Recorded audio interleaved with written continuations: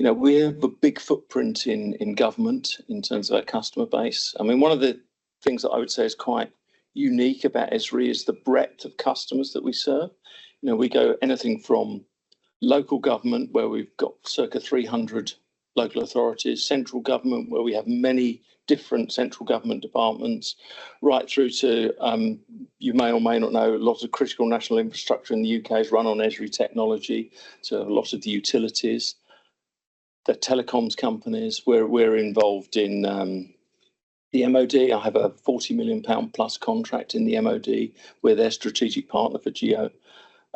We have not-for-profits, so we provide £19 million of the software to not-for-profits, which we could do at a discount. One of the reasons I mentioned we're privately owned is because I think that affords us the opportunity to invest in ways that publicly listed companies that I've worked for can't. So we can do the right thing for the right reasons. So we give a huge discount to not-for-profits, and we have over 400 charities now using our software, from RNLI right through to National Trust. And we also give our software free to schools. So we have a schools program. And exactly what, so take those, that's a broad set, and I see Domino's Pizza and other people like that. Yeah, there's all sorts. What is it that each of them gets from it, Stuart? So, so if you think about what buy an Esri contract. Yeah. Why do you do that, and what does it do for you? So if you think about what a GIS is, and probably most people know this better than I do. We're going to test them in a minute. Well, the way I think about a GIS is you have a map, and then you have layers of data on top of that map, and you can use that map to create situational awareness. So you can record all of your assets on that. So you've got a platform to understand what you've got. You can then use that our technology to help communicate and share that information with people. So you've got this system of engagement that you create. And then you've got the ability to bring all that data together and analyze it. So you've got the ability to create insights from that data and make business decisions from that data. Mm-hmm.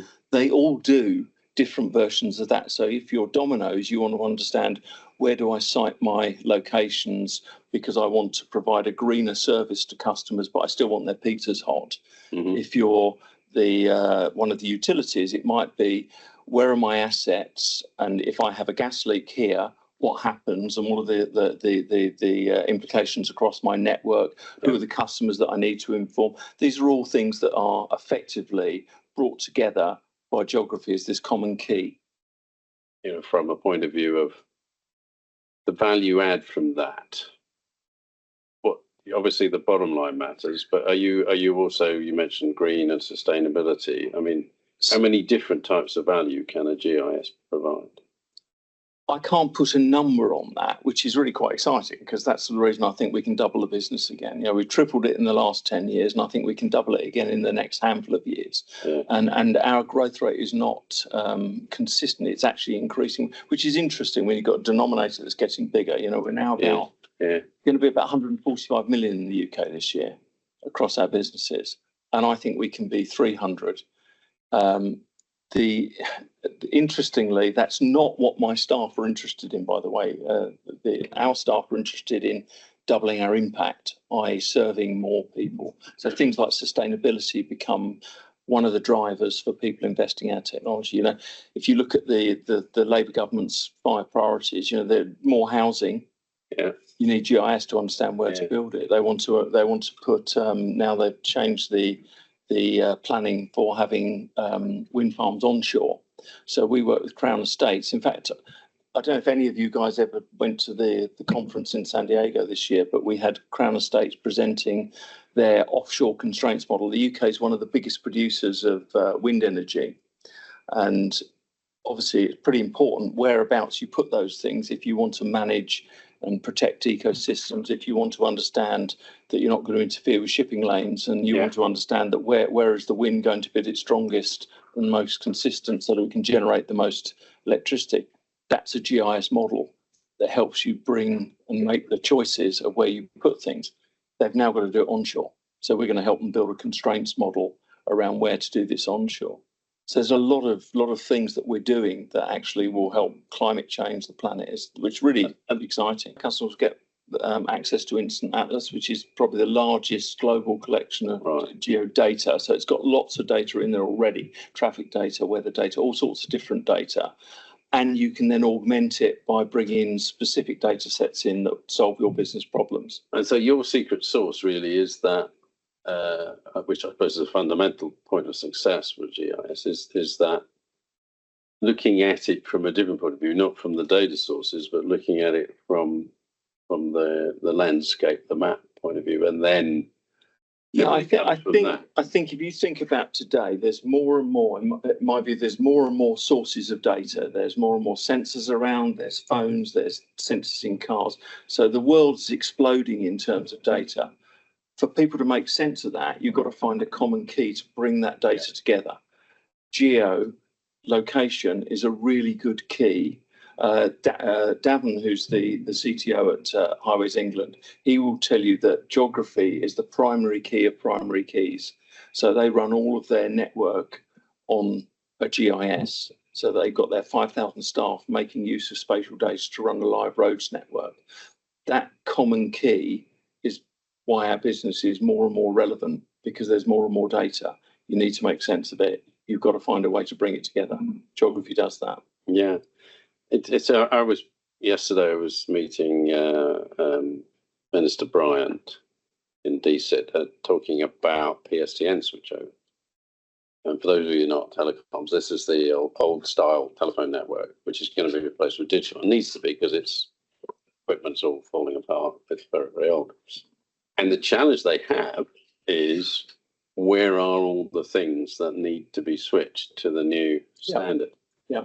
And it's a geographical problem, isn't it? It is. And when I see him next, which will be soon, I shall say to him, I've got, if you're not already working with them, have I got an answer for you? So I shall certainly mention Esri. People like Vodafone, they use our technology to create digital twins, so they can understand where to site all of their cell towers. They can do signal propagation. You can understand where buildings get in the way, where vegetation gets in the way. Very important for 5G, isn't it? Well, they're doing their 5G rollout exactly with that technology. They've done some really good work. They won an award actually at our conference last year. Excellent. And it does sound like you can back up this idea that growth is really, there's a huge potential for growth, because everything does need to be located, doesn't it? Yeah, it does. I mean, one of the things that's going to drive our growth is we've had 50 years where the business model in Esri is really interesting to me.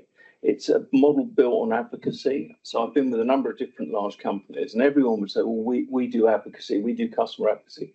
Nobody does it like Esri. I mean, there are 18,000 customers that go for 5 days every year to San Diego to share ideas, insights, learn about the new technology. We have about 4,500 customers come to our key events in the UK. Most people who come to our event, have any of you been to the conference? The first thing people say is, wow, that's really surprising. I never knew. We punch above our weight, I think, in those things. But we've got lots of customer stories, and we have this ecosystem of geospatial specialists. It's one of the best things about our business, but it's also one of the biggest challenges around our business, because our model has been to go into those geo specialists and to get those people to then advocate out into their businesses the value of geo. If you step back a little, that's not going to be enough, because the opportunity for us is not just to be in the GIS department, it's to be in all the key departments around an organisation, logistics, supply chain, customer care. The only way we're going to do that, in my opinion, is to surround that customer. We can't be experts in Esri at absolutely every single process in an organisation, but we can work with partners that are. So we need to expand our thinking and start to work much more directly with partners who can provide specific value. A good example of that would be someone like Temple Group that focus on biodiversity net gain. They talk the language of biodiversity, so they can partner with us to talk to the customer, deliver a solution through Esri technology to help those clients get their biodiversity net gain in their construction projects that they need to get. So it's about sort of moving out into the rest of the organisation with partners. The other thing we have to do is we have to start to elevate the conversation and extend it. And that's a lot of what I've been about since I put the MDs into each of the companies. I'm trying to figure out where are the force multipliers to extend and elevate the conversation in organisations.